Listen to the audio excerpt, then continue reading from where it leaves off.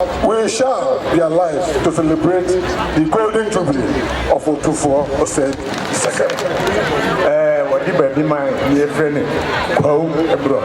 The best thing throughout the world. We've seen what we've been doing about education and a lot of things.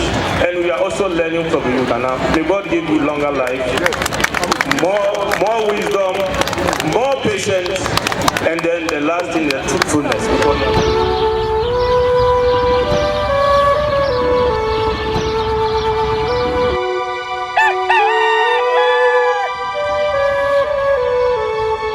Ye Otumfuo say to abebio na so ye ene ebutu yi ene nsam ne yetiawa ene dai eka na fishia aduonu enum sanse woforo abenya se Asantehene no woforo sikadwa wosom ye ewa santemam se Asantehene no ene anasa afi ene fie aduonu enum ne santi na nanom ahihye dwumadi ahodo a wo mu edidi ahye safa na ene yewrade ayidi esi wo se kasa ahodo e wa santemantam hanyinada say ya mamprusi na numba mamprugu dagomba mosi fante ene kasa huduo nyinada emra na wo so ema mechia yewura na nimfie aduonu enum a wodi no enya krabehwe Nyansapo TV suni yanso de tete sey ya amamre ene amane ne da ne da ye de ebesom nti na yanso ebu ya ketema bepiemu ha say ye ne ahoho ene ya ahoho da nanso ye hunu se Otumfuo abrempon ahodo no bi aba ebresem ne ye bebo apini ahoho a ye hunu wo mo mosifo aba sanso ena anwona bobobofo wo mo so ewa ha mu kotepa ahafoano a wo mo wa ha sanso ena afi ahafoano south east wo mo nyina ewa ha ene wo mo mpanifo sanso ena Asante chief of Mosi wono so ewa ha enya asem kumo no so ni dom bebre Alhaji Adam Yusuf na batanga wotoso mienu ono so ni mpanifo adu ha ya wo mo nyina ba bebom na ni yewura edi ene edwumadie yi emfantefo wo krom ha na ye ne wo mo bedi nkomo ne ye bi so mamamre ne amane bi wo mo da na di ebra no wo mo wuram no wo mo so atumi a kire ye mu Ashtown manasa Asantematam adagomba fo nso enso do mani manyam aba bepie mu uhunu aponko ahyan wodo adimri katenta ne nyina eye fa wodo a yewura ye o hye ne ne na hoho eba be hye ne manyam mede dia so na ba Kofi Mensa Abrampa yewuram na dwumadie no de wom biara ye de asom Nyansapo TV so. All right, ebusia ma munyina ma kwaba ene eka yewura Asantehene ne 25 years anniversary ya wodie no eho eti da wote de ne sankwa wono a ekoso Manhyia enye bibia fe womo a ewa Asantematam ethnic groups ahodo tribes ahodo a ewa Asantematam ena womo nyina akafo a womo eba na dwumadi ati sei omo ene yewura ababedi eti womo a wote se enyom ebo no eye anwona bobobo ene ne ehunu se etwaguo no mayu ketwa so no pepepepepepe en womo die ni mu atentanya sempuma pra eti ni nyina ne se womo bana womo ne yewura Otumfuo Osei abebilo ababedi na pesia aduonu enum no ne senti ena tribes ahodo ethnic ahodo ewo Manhyia ewo Asantematam ha womo nyina da aka bomu atese womo babema yewura trinkwa ene mo ene yo yewura fishia aduonu enum eni 25 years anniversary on the golden stool enya sempuma pra ene wukoi ena kire se mantam ahodo mensini aseye ne mpasu ahodo dodo na womo nyina ko mo ho abom se wo hwe edom a eba no a mosifo wom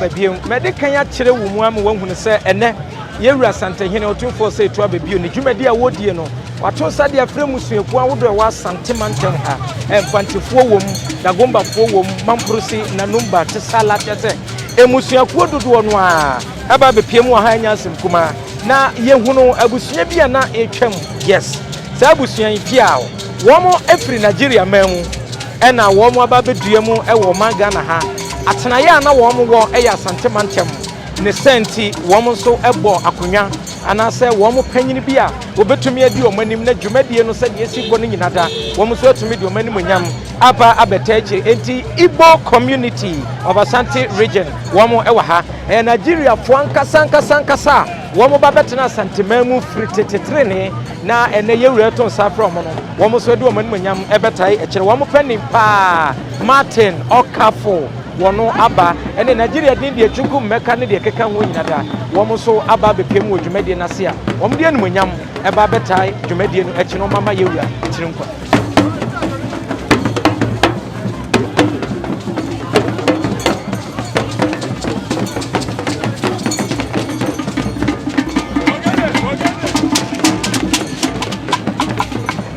abusia sama munyina makwa babiem sabre National House of Chiefs womo president panyinipa woda National House of Chief womo ano oje ahoho yaw jebi ya otoso mienu ono so ne sanso eye sewi anwa so manhene wono so ne nimpanifo adu ha ni nyina ya amamre ne amane etwaguo manhia ahemfie na womo de omani onyam eba abeta akire ene mamu onyante ase senka ya ahoho nanso Otumfuo abrempon dodo no a enso do omani onyam betena akire womo se da bi se yewura to nsa de afra ahoho kasa ahodo anase kasa musuaku ahodo e wa Asante mantem se womo mra na womo ne medi ene wu kwada dwumadie yi a ye de ye ntene fie yeso ye beba tinananom a womo ne yewura Asantehene temanchia womo so dodo no aba bepiem wa ha enam so ama the president for National House of Chiefs oje ahoho yaw jebi otoso mienu a wono asanso ye paramount chief edema sehi anwaso womo nyina bepiem wa ha yeguso anso e wa ha Nyansapo TV so nie se ye de dwumadie no de ekobia ebeba beso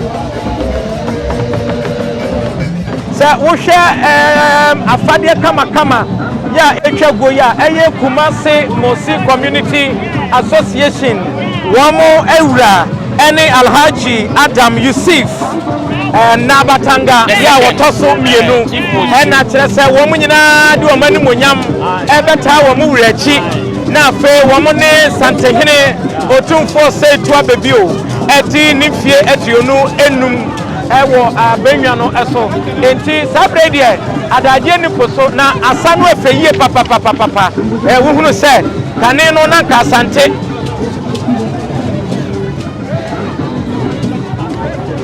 wo hunu se afeyie papa kane no na ka Asante ye doso kane no wo hunu se doso no bi ebo wo mo asene a je se amamre ene amane nso edi ehim Nyansapo TV suni abusia ye titi say ye ya mamre ni amane ena da ne da yete ebesomo yeti Kumasi Mosi Community Association ya wo mo panyini pa ene Alhaji Adam Yusuf na Batanga ya wotoso mienu eti ema nwofefo mema kukudam ya wo mo gina brane ena wo mo ni wo wura eba wo kire se Mosi fo de sika wo mo ho akasa de ho Asante region wo mo ne wo sika eti ena de ampaye bedwa fie ha sanetie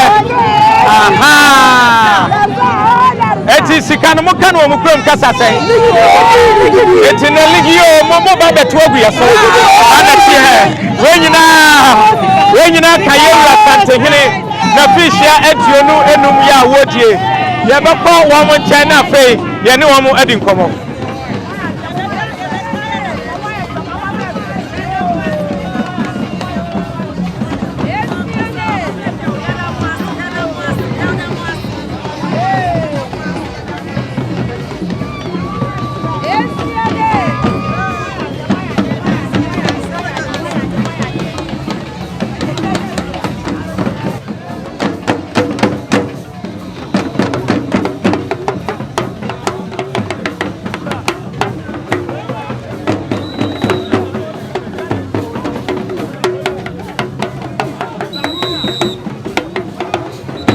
Okay, Sabre Gonja community of Asante region. Womo so efri Gonja na nanum Gonja fo e ma na mema nyinata. E na womo abrafo di anim wo mukura tuo. E ne kane doso na sa kane akomfortade ana akotade a na nanum abrafo de ko Asante memu no. Sabi e ne hye Gonja abrafo yi so. Womo panyini pa Alhaji Fatao Kofi Bole abebi otoso miensa. Abusia sa di no na mensa kaye. Malaji na womo ene no aba ahimfie ha womo ne ewura eba bedi nimfie aduonu enum ene ya hoho denti womo so abomu aba chese dwumadie no etumi aba bekọ kama pa eti Gonja community womo do manim nyam eba betechire ena mesi musuaku ahodo no ye betumi anya aborobesa biasa eti wo de ne se Nyansapo TV wo baba na waba behwe wani so ade amamre ne amane ena edadie medi bia so na ba Kofi Mensa Abram.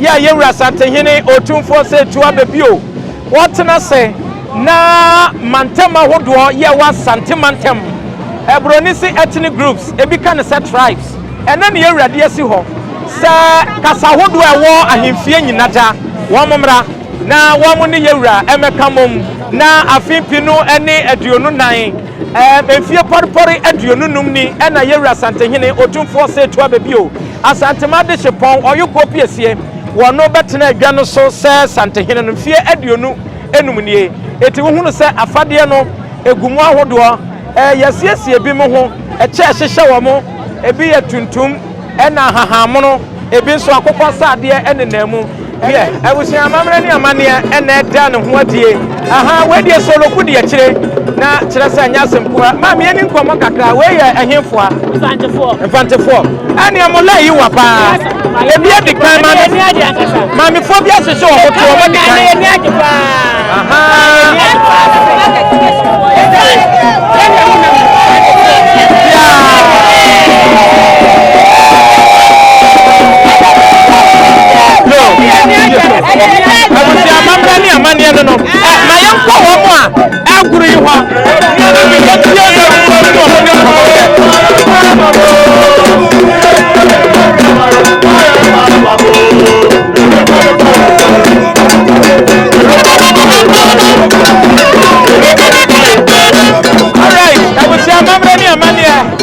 ata no ho adie no eti wo hunu se eye ahoho da ye kro be refi Asante kotoko ni mfie aduonu numa fidi da ohene ehye ho fa no ene wukudei ohene atonsa ede afre ahoho a sebie so sebie nya do mo ye ne nananom a won ne won ete eye won ne won te Asante memu ene akuakuo ni nyinara anasa kasa hoduo ni nyina aba betena sedada na afei enna Asantehene krobia refi Asante kotoko hene Otumfuo Osei Tutu abebio sebie so sebie nya do onso ababeduru anasa woba eno ntese ehu samankade a ne ehu se eye krobia refi Asante kotoko hene oba otututu tatai ahene mu hene ena afia wodi ahene ma ahene ya kono Asantehene a nipa dodo na ebo nkonten behwe ne besua na ahene ebie na wonso diko nukrom kodi ahene ma ahene ya kono dansen kese a nipa dodo na edimu aduane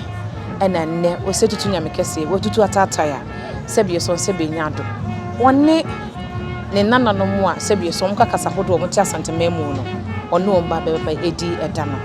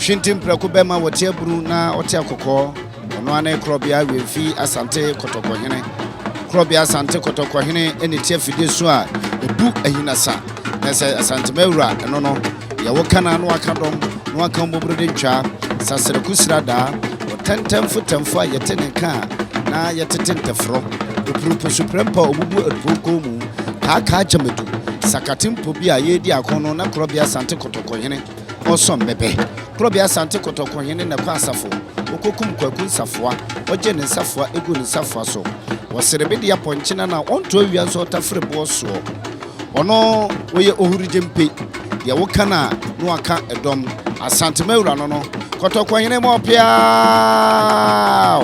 yesum wewu Ghana mahadie wahene ba ko pe enetimi bo mahene eno ane kotoko hene enti ne yese ote aman edwaso Asantehene ote aman edwaso enti sabre Asante mewura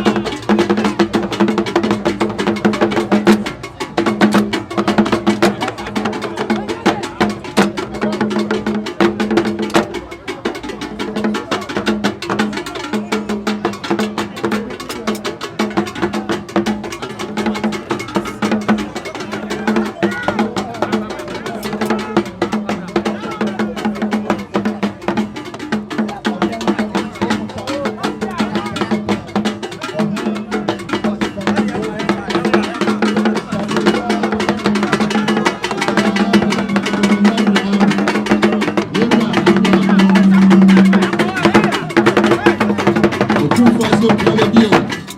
Adene mai.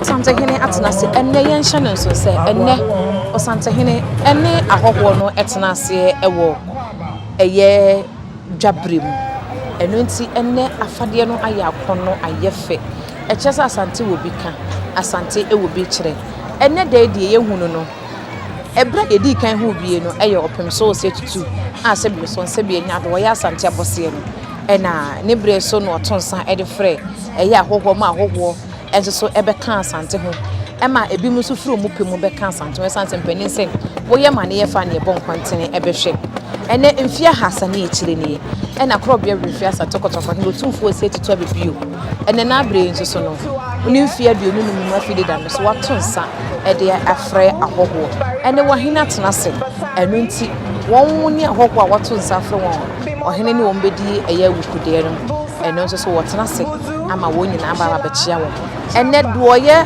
opinion a ono eda anase yato nsafre no eye special guest of honor ene eye president of National House of Chiefs na for nso so wosaye mahene ede ma adehia wo mo sehi aniaso ebekwai ene wone chieftaincy minister honorable Asamoah Boatia na hotedi ede asabi ena afi nso so eye vice president ede ma National House of Chiefs ene na wo nyinara ede wodo ababa bebo odomu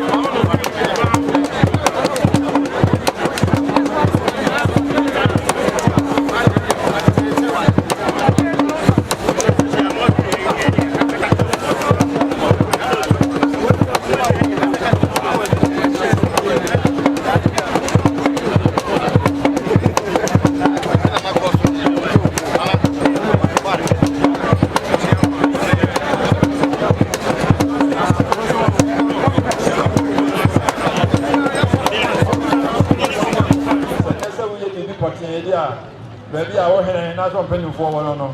Now, what we know much. No man matter no more. Also, tell me about Mochia Urano, which area Daurama. Now, what do we need to be a Wakuna Ewo? Send a if you move with me at the Honor. Now you are one room and 24 hours every one of the whole animal. Medical says it's a little no, whatever, God, water from my way. My contact, I'm Remo. Coco, my idea.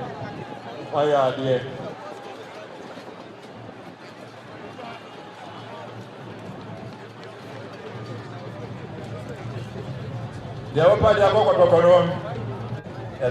bro.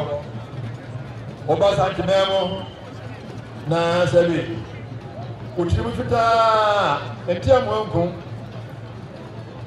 utimi fita le babo Asantehene a achia member yo fasu dodo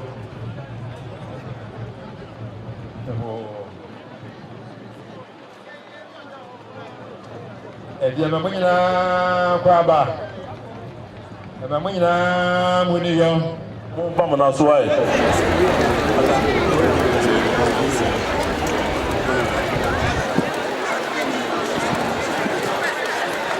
We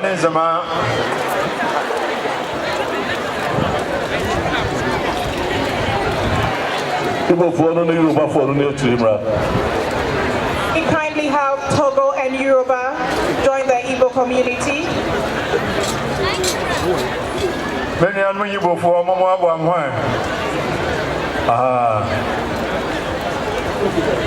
Togo and Yoruba kindly join the Igbo community. Otumfuo chame na kwofo seleye ude ibe mayura betochin ne aba besom umba ya ukta ya omsem na pentumi ensa grandpa otu adua baako ena million ha e de ba beboa na yura kofa no chi wedi a wodi na podanye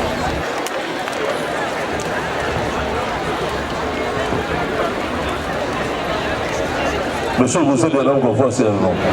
Comme il y a peu de snap, 22 millions ça. Et now, on doit vous comprendre que nous dit ce quoi. Aussi bien, pas que ça comme moi non. On me dit millions là, pas dans mes bouts, dans mes bois non. Et d'abord, on est bien ici. Na do tuko ganso de masapa papa. De moi, mo de mo ba yin na mo ko su kuto mo o mo. Da bia yi ba iso de boti. Se ba ye bia mo ye bia ko so. Den kabu Tutu. Na mo bi bisi mo se da ba ye mo bia ba ye bia no. Tutu de abo asat man edu ko man. You have to mo je no do mas. Otumfuo chame o. We dey join the two even them here farmers. Ko de Asante kotoko ni ko. Ayini nyina wo rewa ko nkura ni kwawu ayi wa hantimi sire yinda se kwawu bro no yen so pese wodi ba bi man ni efre ne kwawu ebro no le chese ya ko ya ni sire mo Iba sadio ona kwawu oso da ko fa so ha de fedu konfune oso adom ebru bono no fantino town e wa town Zongo adom ebru na kwawu town de ebile ha ene na wo fe duru no yi ya mo se won se bi so da he ari dom ebru mo tusu so friends wa na ka ba bi da ma omo so se bi aka ho adom ebru so I say we do I people of Kong are appealing to His Majesty to dedicate a Sabbath for them. We will call that Sabbath the Kong Pa, the Korea.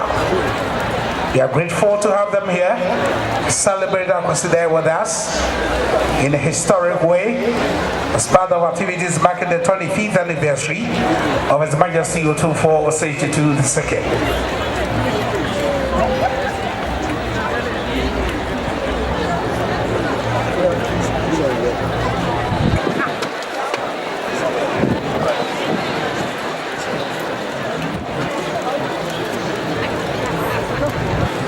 Otumfuo, Osei Tutu II. We are very, very grateful to be invited to the Manhyia Palace.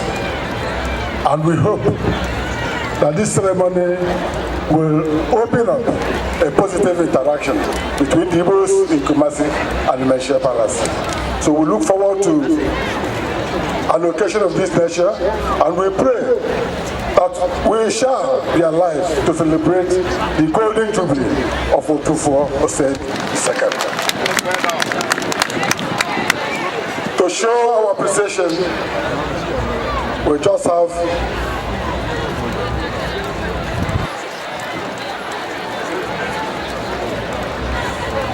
yes, it contains the sum of 30,000 Ghana cedis. Thank you very much. Nana. Yeah, towards the silver jubilee. We come with our masquerade and our women and our leaders, opinion leaders. So we hope that we shall be regular visitors to the palace henceforth. Thank you, Nana.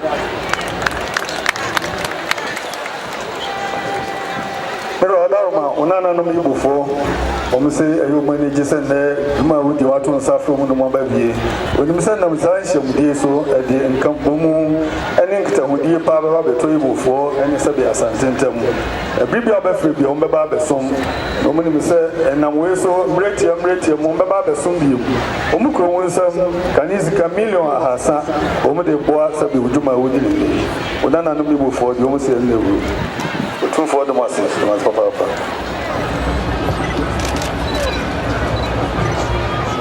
Anyano Ibufuo of Nigeria, Member 1,000 Ghana cedis, the 300 Ghana million, or the Canadian more. Asantehene Nigeria, 53. You're about for a theory. You're about for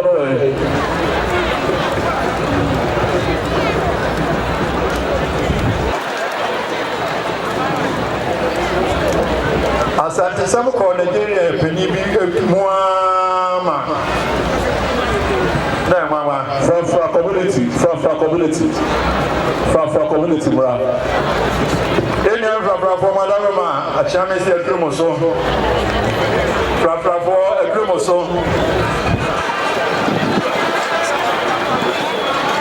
From community. From Madame a chromosome.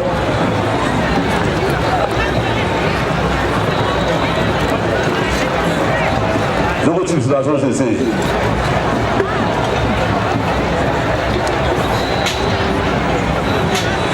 The Frafra chief of Kumasi, Naba Musa Akamboga II.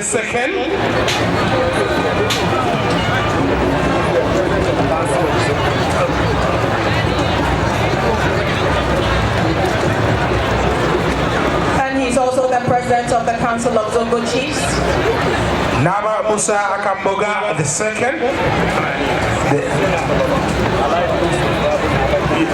Okay. Good afternoon, Your Majesty. Nana, where you to the Zongo? Namini Asante Mamu in Namini Fulani. Nambi Fatimini, Yoruba,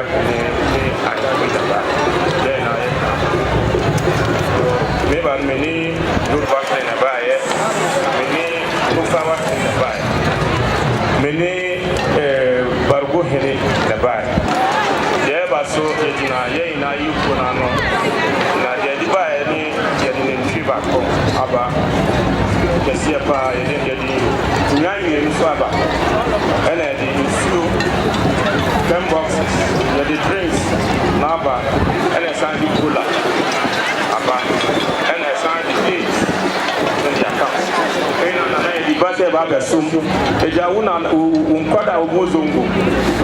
And then we are 25 years and years more age. And it's a big Saba, and I was said, Jen, I am never be soon. You were. And now you see our water, sun and tea. But yeah, we will not and say Zongo day. Yeah, no, Ebenezer, will not should be party and the agro. And this is a grab as I'm saying, I was saying, Banabas, and Tiranasia Bar, but that was my a lot of wisdom. In fact, you are the best in Sufa, the best in throughout the world. We've seen what you've been doing about education and a lot of things, and we are also learning from you. Now, may God give you longer life, more wisdom, more patience, and then the last thing is truthfulness, because you are very truthful. We've always been hearing what you are doing. Thank you. Again, we also have another Buzu chief is also with us. Because the people are plenty, that's why we decided to come in groups so that we don't waste a lot of time. Thank you very much.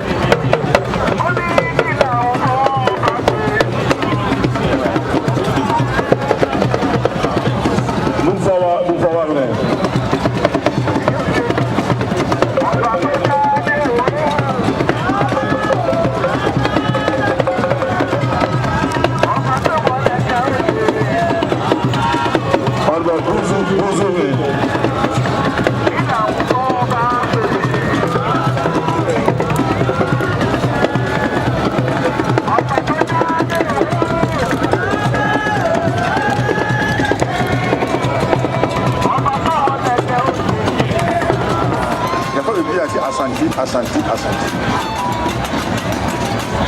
He said, maybe a crack castle of Zongo. Messiah Appiah, how are you? I'm a Manhyia to Papa. I'm a castle of Zongo, Manhyia. Appiah, Yadi, Pacture, I said, Manhyia said, me, I'm with a Prano. We would have been busy. I want. Any Migan and the Council of Zongo Chief. You see, I thought Doko, Ajasa, any issue, Aju, any Bibika Kra, I war every. Say, that but or don't, they are some Asantehene.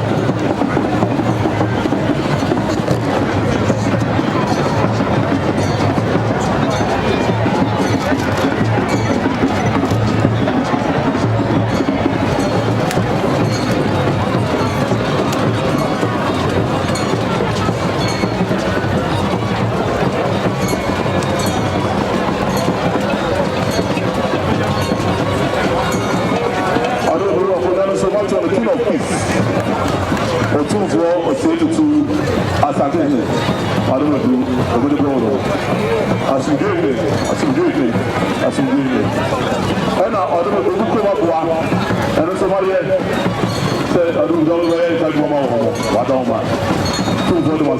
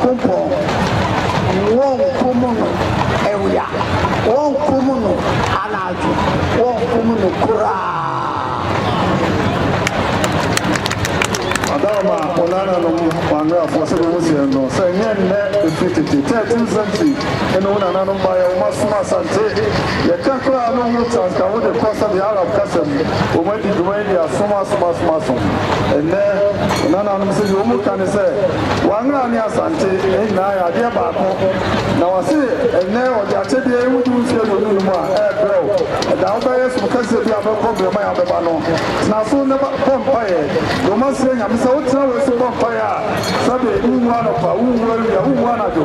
No, crowd, we have much of the answer to room to go with you.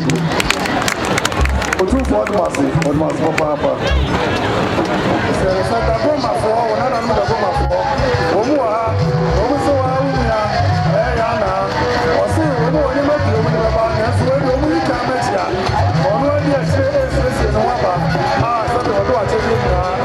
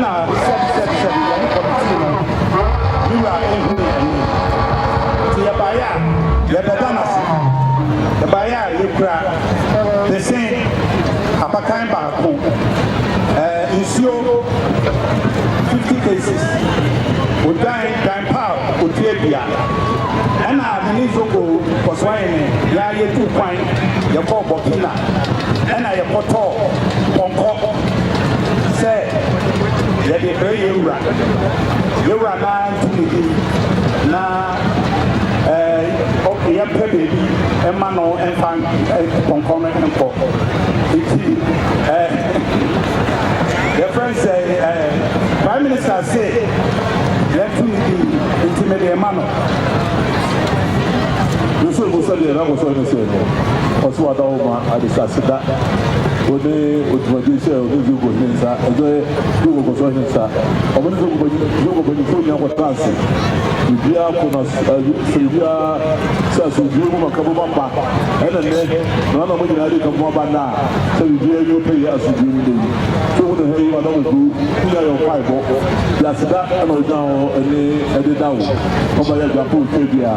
O be se abakan ena tonko pese ba ko bere twechi na e kai na da dia o so di ampa o bi dunu na sadi o di ye e twechi to ba beda wasi ada lo ni o to vote wasi me de besi uso na masira ko kasa kakra na Otumfuo jame ene ye da bon kese kamaba ahifie de kan meka Asante kasa nemom ene de yi da soronko ku de ya soronko ma Otumfuo nimfie a wadi wa kunya iso mfie de nunum no wato safra eye awoho a o mo abesom Asante no ne o matera no ne o madi bita hunti no ma hu se ye nua mo mfie lata kra ba ha enti no da Roma mekasa no me poto no kakra na amansan na ati edase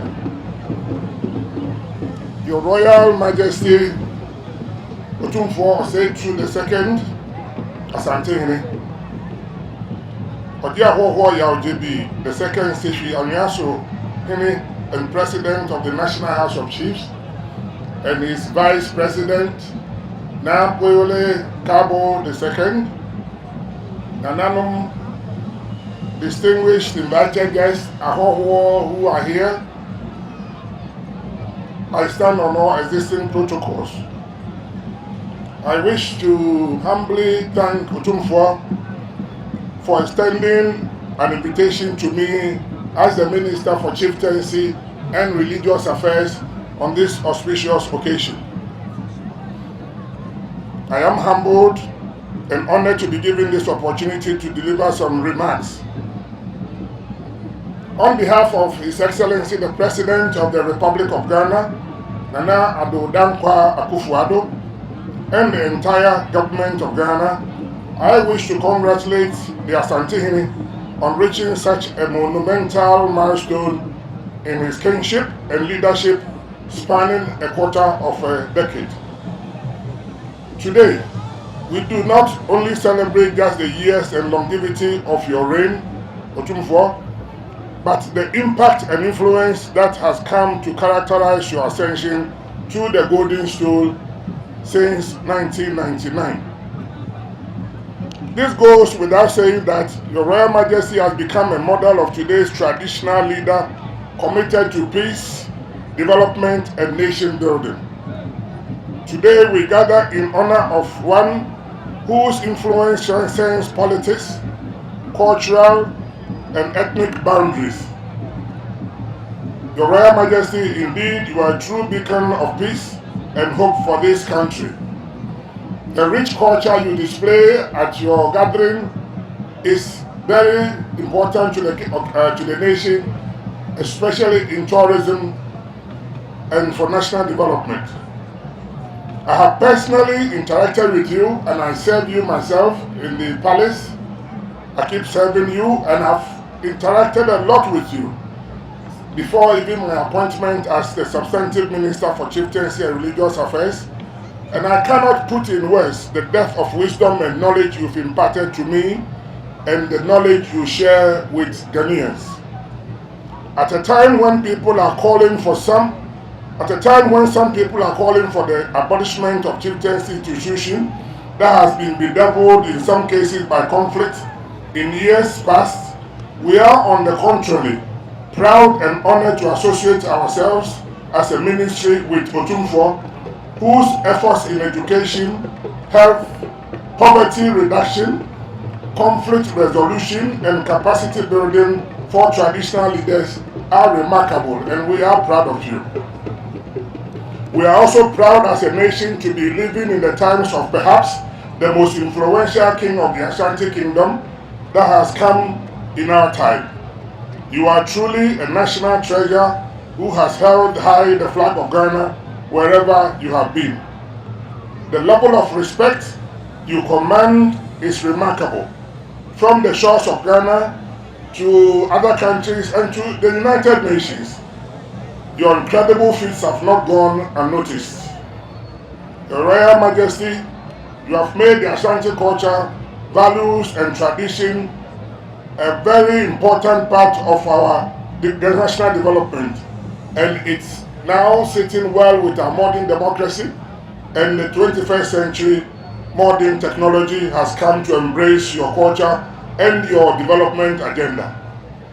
You have established a concept of kingship that is more suited to the spirit of the new and changed conditions and challenges of today. As government, we commend your unwavering commitment to raising the standards of education, which has benefited over 1 million students in all the 16 regions of this country. For over 22 years, several critical sectors such as health, water and sanitation have benefited from numerous projects from your Otumfuo Charity Foundation, not to mention initiatives towards poverty alleviation. This shows what we can achieve when visionary traditional leaders such as you actively involved in the development of our country. As a show of support and as means of ensuring sustainable financing for our chiefs and traditional rulers, government is in the process of establishing the Chieftaincy Development Fund to enable the chiefs and our traditional rulers play their roles as leaders in our community. This will help our traditional rulers to undertake development projects within their traditional areas without waiting for central government. It will also help to strengthen capacity building of our chiefs and training of our chiefs and queen mothers.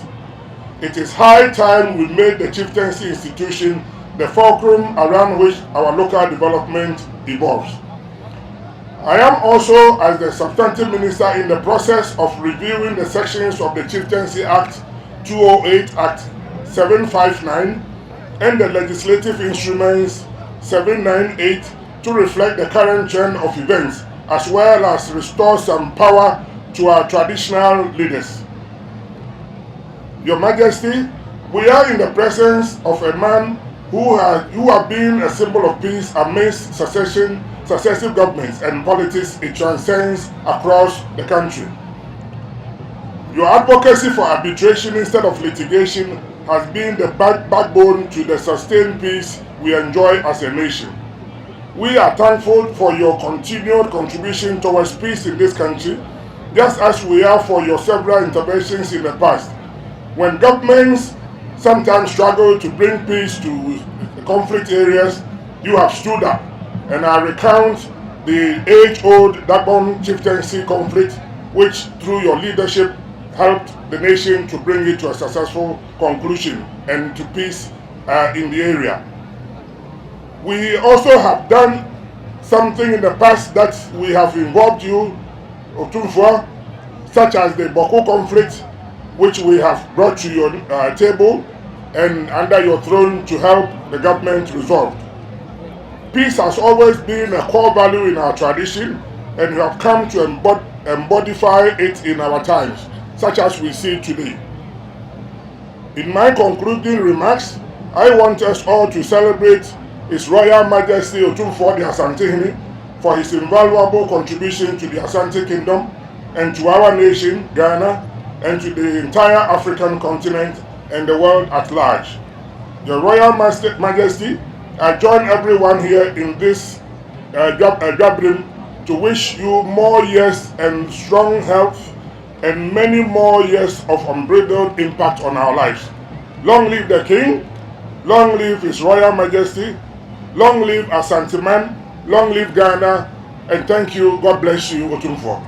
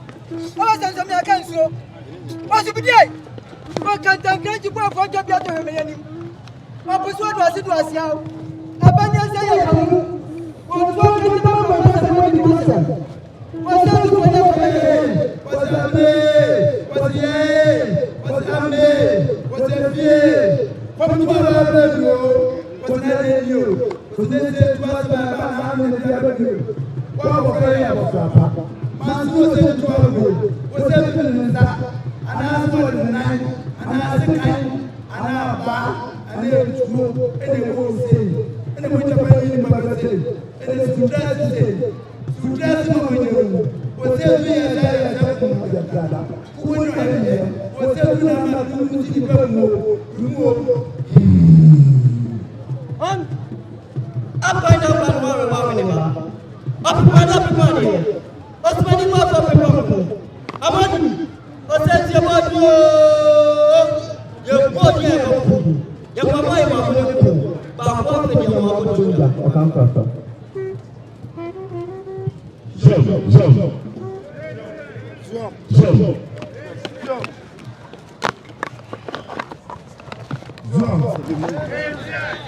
Gia ho ya Jubilee se fi anwa so Manhyia Oja ho ya Jubilee a to se ni no se anwa so Manhyia Ghana memo hemfo nyina akuo no wona oda no Ghana memo asa hemfo nyina akuo no wona oda no wona wabedi eche Laura na ya Cabo wona wabedi eche Laura na Cabo to se ni nsa Damase papa pasa ne waja bibia moye bia aba betremu se ebe kasa che ne Otumfuo so damase papa se moja de moye bia ne ma betremu ama medi ayetama na wokra de e wo se oba esa se sehwi e ho nam besu anyansa oja wo kra de o se se oba efi se hwo ene ewura obedi Nyansapo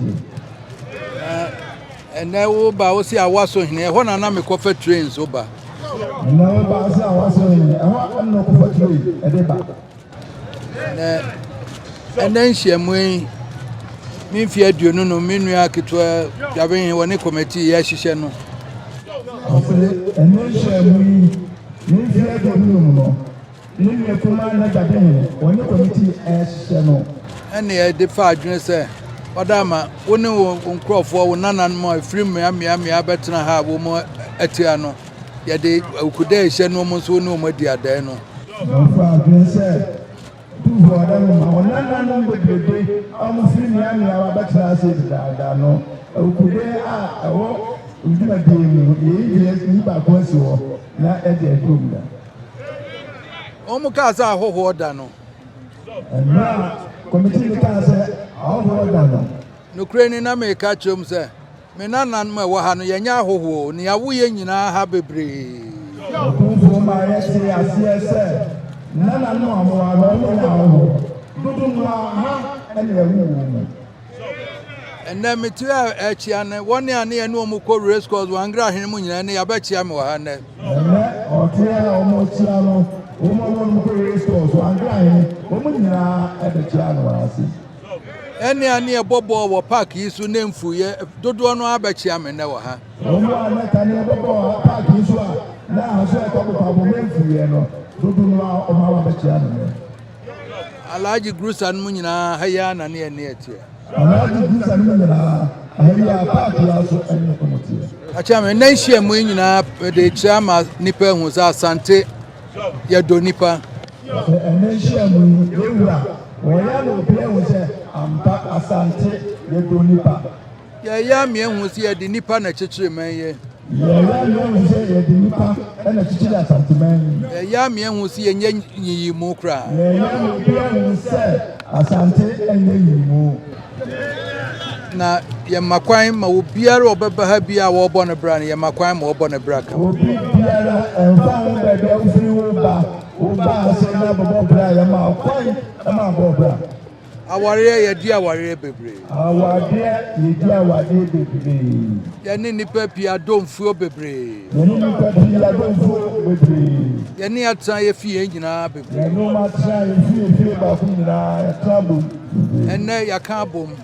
Enne ni pako ya kan bom. Obi firi anwuna wo enne ye wa anwuna ba bia wo mote a enne ye di ama no. Obi firi anwuna enne ye wa anwuna wo kurom ase a ye di ama mu a omote ho. Owura fuga ye nim ne hasene anwura ba bia ofire no kra. Owura fuga a obachia ye nim Asantema mu ase ese anwura ba bia ofire. Enzema hine aha wo mzema afo wo ha ye nim ye hasene ba bia ofire. Enzema hine aha se ye nim mu ase ese ba bia ofire. Asantehene ye nim ne hasere ba bia ofire. Saa na Asantehene so ye nim na ase ese ba bia ofire.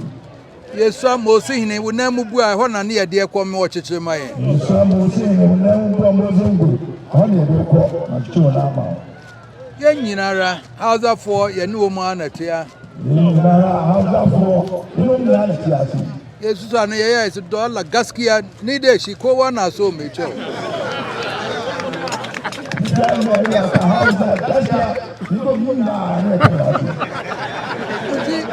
Achame me can we am many penny in who say and yet none was here can there was a nipper dino crony who was Asante ye do nipper and was here the most of the petty Asante you do nipper. What the battery and an mokokuya? What the battery and an mokokuya? Yaku near we are, young share almost yes, I'm a honey pan one the disso.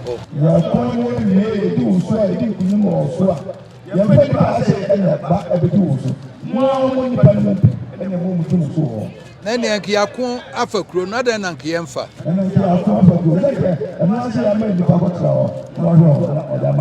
Then the incoming is a phone to be the crown and was a Chrono.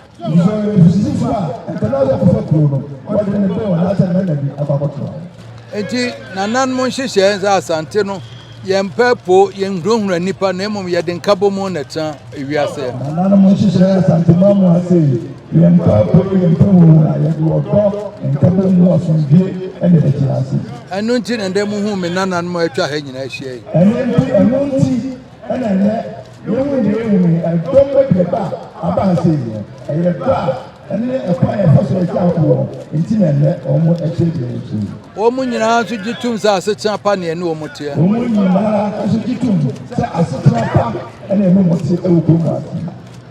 Me ka asem bi sesi amfi aduonu num ne. Mfo amfi aduonu num ne. Me ka atwam wo zongo ha ya. Amfi aduonu num ne da biara omu sori gina ho, asori gina ho ebo epagi ensa ma me. Otumfuo se obedi ade efra ban ne amfi aduonu num ne da biara you can't come over Zongo Asia. Oh, yeah, so you know. Oh, yeah, oh, Zongo, yeah, if you had your name, you own Yaida. Yan was a maker, Papa near in our sorry near. Against a woman soon see an Asante. And I'm so almost almost woman and not an Asantehene, and see a normal lesser.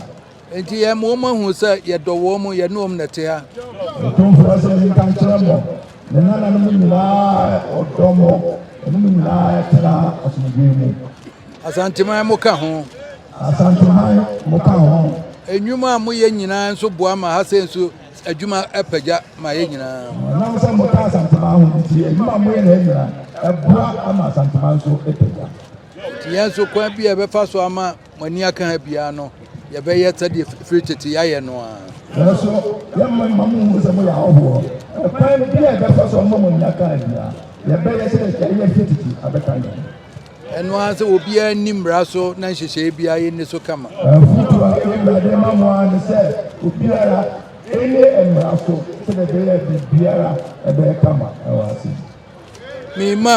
Me, mum, chief imam, if you had at the Janabi of a bonfire, mammy. Me, mum, chief imam, if you had the Janabi of Obama, shall say, I'm a Salakani. Nina, Chesa, Mene, Estremo, Meniamuna, Menem Fantuina, Yakabomba, Cunet. When you see more, Fantu, Yakabo, Ayabako, and you see something. We know ya de cha magana saying Kabomu here. Magana, and the Chagana, saying Kabomu, and idea in your Obeti baby no anymore, no, yes, Asantehene say, ya chamo saying yes, I net, and name won't be a womb pennipa. Obeti baby no anymore, and Asantehene say, and Asantehene say, baby. Yeah, actually, Asantehene, you pennipa, if you are more, and I will pennipa. That's a Hinifa Nabenya Fantino town. I never found Ever Nabenya Raga. I never found Ever Zongo Fitias, Zongo no more Hifani free. Zongo no more, I find and a Zongo a chassis. A Yanni, I am Musia. nti ɛne asanteman ɛna ayɛ ne nyinaa ma obiara ɛsua enti yɛnye ntom sɛ asanteman pɛnka bɔ mu nti yɛnye ntom wɔ Ghana ha sɛ sɛ asanteman yɛ pɛnka bɔ mu yɛnye ntom sɛ yɛpɛ sɛ Ghana bɔ mu ne yɛyie ne nkɔsoɔ yɛyie yɛnye ntom sɛ pɛ sɛ Ghana ɛbɔ mu ne ɛnya nkɔsoɔ ne Ghana ɛyie yɛnye ntom sɛ sɛ adwuma bi wɔ hɔ na sɛ anwonani o sɛ mfantini o sɛ nkrani ne fata no a yɛmfa ma no ma ɔnyɛ adwuma no yɛnye ntom sɛ adwuma bi wɔ hɔ anwonani o mfantini o hwan o wɔn na mfata so abere a yɛmfa adwuma no nkyɛnkyɛn ma ɔnyɛ na menim so sɛ asantene nkoa na wɔ adwuma ma wɔnka sɛ me nua yɛ asantene nti mede bɛma no da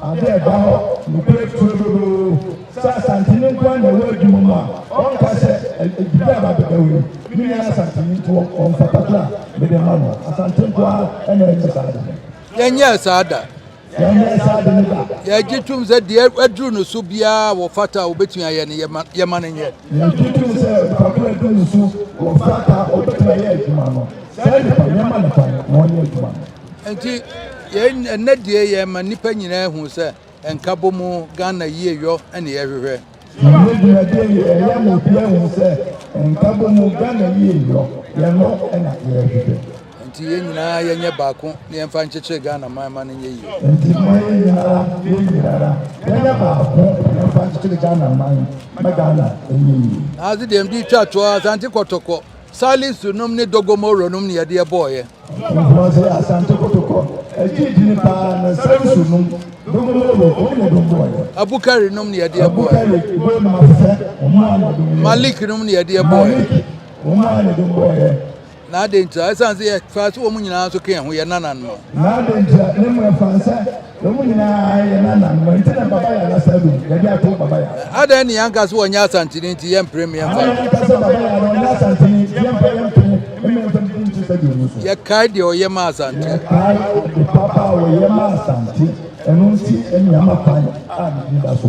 sɛ ɛnɛ yɛfrɛ yɛnka bɔ mu ne yɛhwehwɛ saa nso ne yɛhwɛ sɛ bɛgyina hɔ ama Ghana ma nyinaa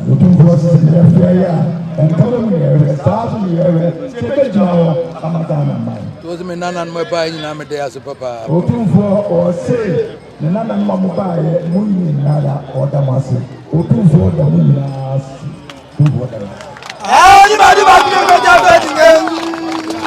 ɛnnɛ deɛ yɛhunu wɔ asantemam ne sɛ so bi ɛnsi da ɛyɛfrɛ deɛ ɛyɛ korɔ bɛwerɛ fi Asante kɔtɔkɔhene nananom ne ahɔhoɔ nyinara ne nananom nyinaa babɛma no ɛyɛ adeɛtɔkye ɛna afei nso ne nsɛmpa ɛne abakwasɛm ɛsan sɛ so wɔ Asante ne obie nano a deɛ ɛsi nnura no ɛne wɔka ho asɛm ɛde kyerɛ yɛn ɛno nti ne wɔhena sɔre ɛna wɔkɔ akɔma nananom nyinaa ɛne ahɔhoɔ a ɔmbɛmaa no afihyia pa ɛna afei nso ɛyɛ adeɛtɔkye no ɔnam wɔn nso nyinaa ada wɔn ase ɛsan sɛ wɔto nsa frɛ wɔn no ɔmo nyinaa agye ne fɛ so hu sɛ ɔmo nana prɛko pɛ ɛne korɔbea wie fi Asante kɔtɔkɔhene sɛ ɔnka wɔ hene a na asɛbie so woka wɔ hene na asɛbie so waka no sɛ yɛka sɛ Asantehene ɔba a wɔne apem na ma ɔkɔ ne mpempem na yɛkora na sɛ ɛnnɛ yɛhu n'ase yɛhu sɛ Asante yɛ ɔman Asante ɛde ahɔhoɔ ɛna kyekyere Asante daa sɛ de Asantehene ka no ɛnnɛ ɛna Asantehene akyerɛ mu ameyate ase amehu sɛ daa wɔka sɛ wɔde hɔhoɔ na kyekyere Asante a na sɛ ɛnnɛ dai ɛdi adanseɛ na ɛnnɛ dai nso so wɔ adanso yɛda sɛ da ne da wɔhwɛ ɛyɛ Nyansapo dwumadi no kae sɛ wobɛ subscribe na wahyɛ ama afoforɔ nso so ɛnyɛ bi ahwɛ Nyansapo de yɛka sɛ yɛsane no badwen ba mu yɛda sɛ yɛbɛsa ahyia bi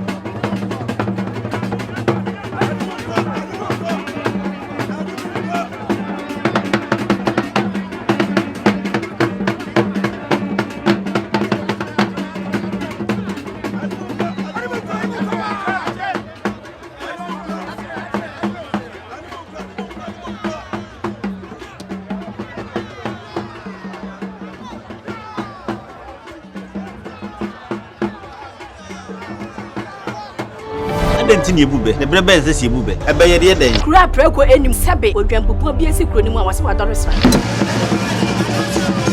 tanyini wantena fie ema aseduamfo blani pie frimantam ba hin se pin enye nkwande wa na yesotro no wa ansa na odi asebe fita na no makode ebrensi am wa otua ne nsem mojabumo ni mu hu bi duanani wie klaman wo ye sofo kra wonye ye bi tontonte ye no nsa na ye fa nyansapo abone ntakra na mane yekese na ntakra abone die fanyinam kwatere kwa wada woro mantum ye fe ni din de sein ni din de obama